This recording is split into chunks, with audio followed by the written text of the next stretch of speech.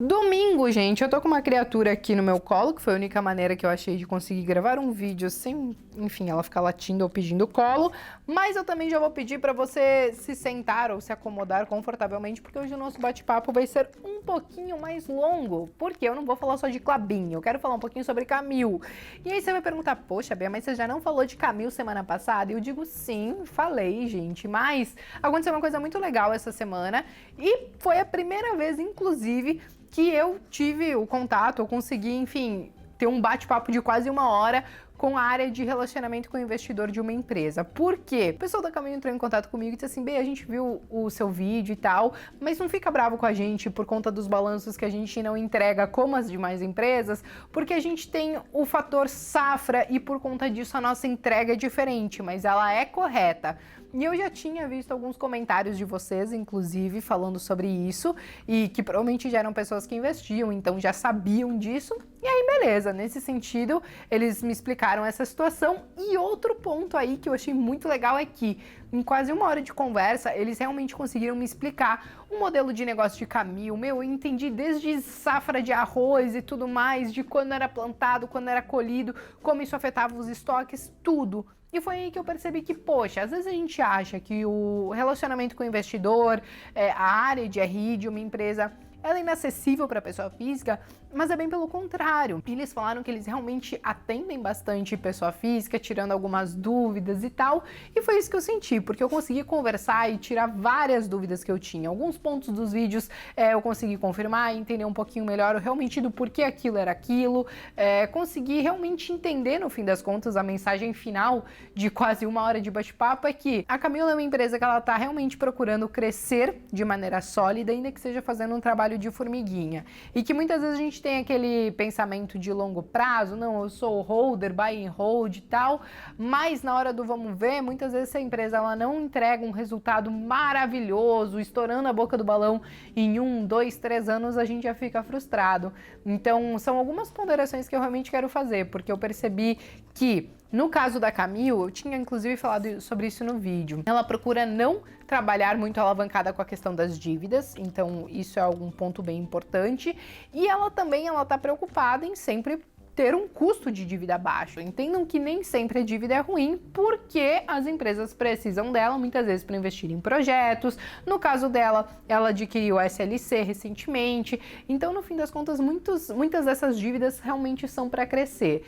E aí, o que eu percebo? Que muitas vezes, quando você olha uma pequena empresa da Bolsa de Valores, onde nem sempre nós temos muitos analistas ou muitas casas de research fazendo uma cobertura sobre a empresa, a gente às vezes acha que, poxa, não tem muita informação, não vou investir e tudo mais, mas relaxa, gente. Eu vou inclusive deixar o site de RI deles aqui embaixo.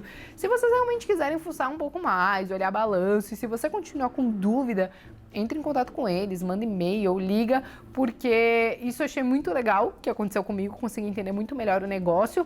E ainda tô pensando em fazer isso virar moda, assim, com outras ações que talvez eu venha estudar e não entenda direito a parada, vou tentar entrar em contato com a RI, realmente para tentar falar menos groselha aqui no canal, né? Mas enfim, gente, falamos um pouquinho de Camil, só repassando principalmente o ponto do balanço, que eu acho que, enfim, eu tinha realmente, eu olhei aquilo lá e falei, porra, cadê o terceiro tri? Todo mundo já entregou e você não entregou. E eles me explicaram tudo isso e mais um pouco, eu achei isso muito legal. E aí vamos falar de Klabin então, gente, já, né, depois de 10 minutos da pessoa fazendo resenha de uma ação que já falou no domingo passado, mas vamos falar de Klabin então hoje, porque essa foi a ação mais pedida de vocês, inclusive no domingo passado. Na verdade, vocês pediram muito sobre Ultrapar e Klabin. Daí o que eu fiz? Fui lá no Instagram e fiz uma enquete. Pessoal, vocês querem no domingo que vem que eu fale de Ultrapar ou de Klabin? Então, com mais de 70%, o pessoal votou em falar de Klabin.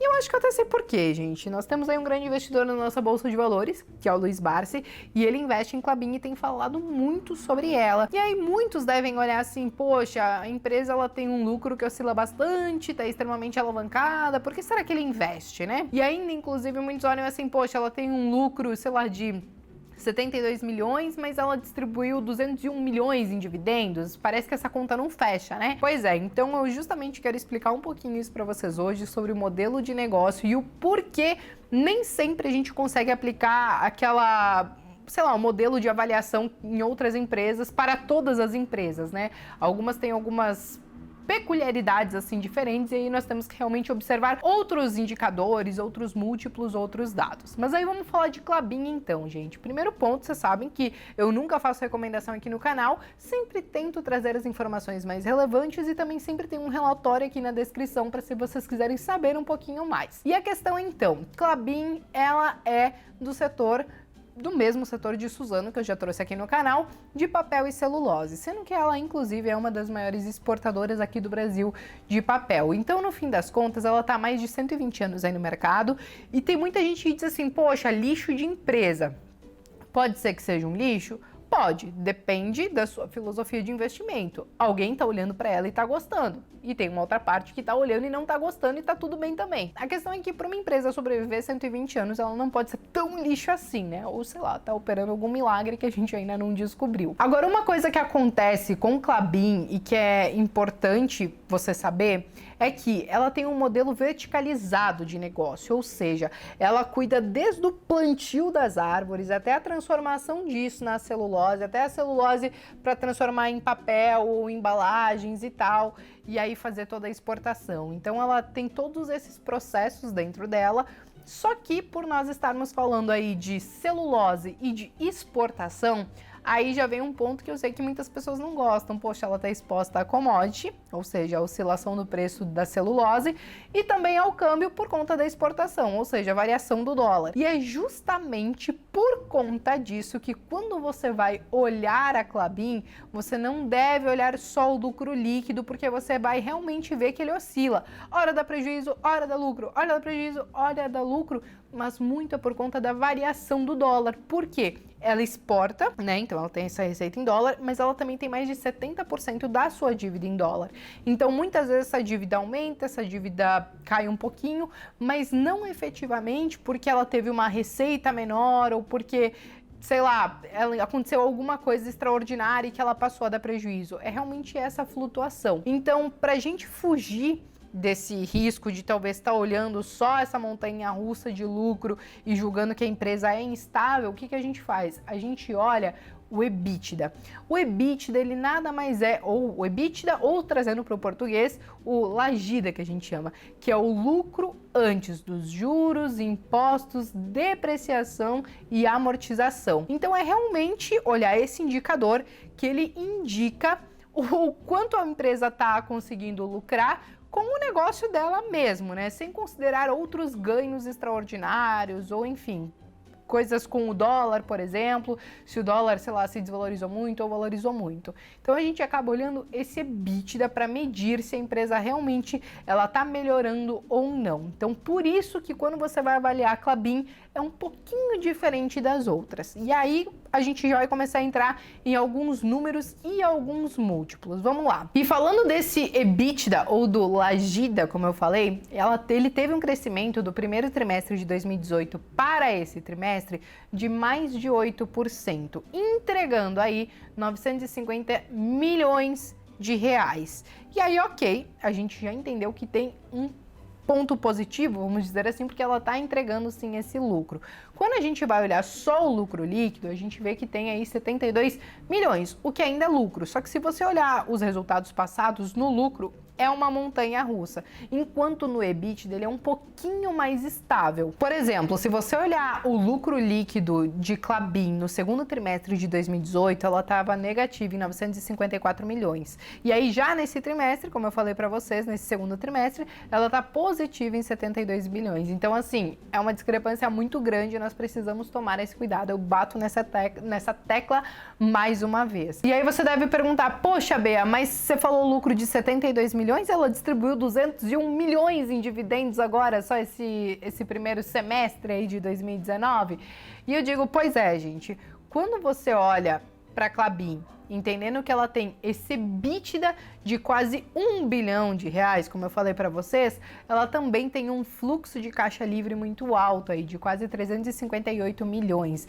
Então ela consegue distribuir mais dividendos e, inclusive, eu acho que esse é um dos pontos do porquê o Barsi investe, porque vocês sabem que ele realmente gosta dessa questão dos dividendos. A Luísa já veio aqui no canal, inclusive, que a filha dele já falou um pouquinho sobre isso, Então, no fim das contas, a Klabin hoje, ela está distribuindo dividendos acima de 6% ao ano, em torno de 6,6% ao ano. Alguns pontos bem importantes que nós precisamos falar antes de partir para outros múltiplos indicadores. Quando a gente fala de Klabin, muita gente torce o nariz também para a questão da dívida, porque ela está aí em mais de 350% alavancada. Quando você olha aquela dívida pelo patrimônio líquido, ela realmente está bem alavancada. Historicamente falando, ela sempre teve dívida, ela sempre teve esse histórico de ter uma dívida um pouco maior, mas em princípio ela sempre pagou e sempre teve essa dívida controlada. Quando você olha o outro par dela, que seria a Suzano, também é uma empresa que está bem endividada. A diferença é que Suzano, ela adquiriu uma dívida muito grande, principalmente por conta dessa fusão com Fibria, e a Klabin, ela já tem esse histórico de ter dívidas maiores, porque ela está sempre fazendo novos investimentos, aprimorando algumas coisas que já existem nela. Então ela teve aí mais recentemente o projeto Puma 2, então assim, ela faz vários investimentos e ela contrai bastante dívida por conta disso.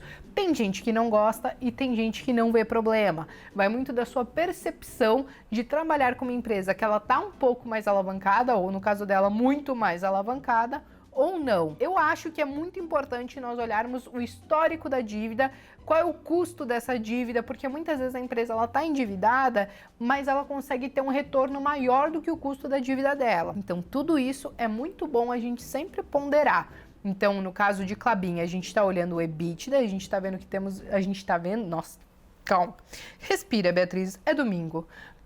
Então a gente está vendo que no caso de Klabin, ela tem esse EBITDA positivo, ela tem uma dívida bem grandinha, no fim das contas, ela está operando bem alavancada, mas ela já tem um histórico disso. Em compensação, ela paga aí bons dividendos, né? Então, quando você pega dividendos acima da casa de 6%, já é mais do que a nossa renda fixa, no fim das contas, o que eu acho que é um ponto positivo para ela. E aí, beleza, passando esses dados financeiros de Klabin, vamos olhar para um outro aspecto. Por quê?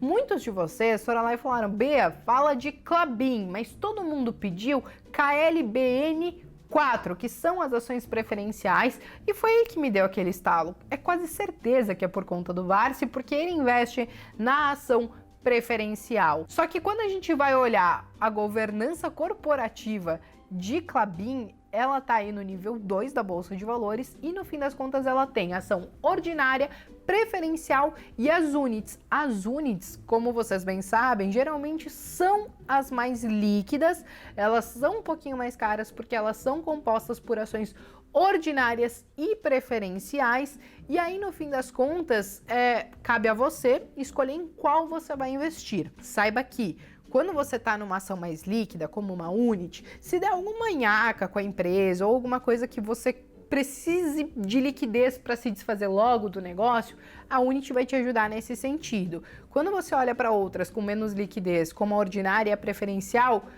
super de boa você investir, mas entenda que a liquidez não é tão boa como uma unit e talvez às vezes para você se desfazer do seu negócio ou até mesmo para montar uma posição às vezes um pouco maior, também pode ser um pouquinho difícil. Quando a gente olha para as units, por exemplo, tem aí mais de 70% de free float. Aí quando a gente olha para as ordinárias, que geralmente são as ações que todo mundo quer, porque são as mesmas dos manda-chuvas da empresa, vamos dizer assim, tem menos de 50% de free float. Então as units acabam sendo muito mais líquidas nesse sentido. Essa é uma diferença que muitos de vocês já perguntaram, eu já expliquei outras vezes aqui no canal. Decidi fazer essa ponderação aqui porque muitos pediram, como eu falei, a preferencial, só que a mais líquida ainda é a Unity. E o porquê que eu fiz toda essa explicação, gente? Porque sempre tem aí alguns múltiplos, principalmente de preço, para quem gosta de olhar preço antes de investir, que é o PL ou o PVP. Então, no fim das contas, eu acabei pegando o PL e o PVP das units, que são as ações que acabam em 11, porque realmente são as mais líquidas, tá? Mas claro que vocês podem pesquisar isso depois, sem problema nenhum, em outros sites alheios. Enfim, tem Trade Map, tem fundamentos, vocês podem realmente pesquisar para as outras ações se vocês quiserem. Quando a gente fala do preço-lucro de Klabin, ela está sendo negociada em aproximadamente 17 vezes. Já quando a gente fala do PVP dela, está em 2,6 vezes. O que, claro, a gente precisa comparar principalmente com as ações de Suzano, que eu acho que acaba sendo o outro par dela, para entender se isso é bom ou se é ruim. Porém, aqui eu já quero fazer uma ponderação. Apesar delas serem empresas do mesmo ramo, eu acho que a finalidade delas na carteira são um pouco diferentes. Quando você tem Klabin na sua carteira, é porque você está querendo olhar um pouquinho mais para dividendos. E quando você olha para Suzano, sabendo que ela não paga porcaria nenhuma de dividendos, a gente está olhando o crescimento. A gente pode ver, sim, um crescimento dela muito grande nos últimos anos, apesar da queda acentuada nesses últimos tempos, ainda assim, ela saiu aí, se eu não me engano, da faixa dos 10, 11 reais para valer quase 60 reais. Agora ela está recuando justamente por conta de algumas dificuldades com o preço da celulose, e isso a Klabin também sofre, mas ela é uma empresa muito mais pensando em crescimento e valorização da ação, se isso efetivamente vai acontecer ou não, a gente não sabe, do que no caso da Klabin, que quem investe acaba pensando muito mais na questão dos dividendos. Mas aí, gente, depois de eu ficar aqui falando, sei lá, meia hora, eu acho que isso aqui virou um filme, não virou um vídeo de YouTube, virou um filmão, né? Eu quero fazer aquela clássica pergunta para vocês. Vocês investiriam em Klabin sabendo que ela paga bons dividendos? Ou não, você talvez não gostaria de investir muito em Klabin, porque talvez ela é uma empresa que está muito endividada, que talvez dependa de commodities e também do dólar, etc e tal.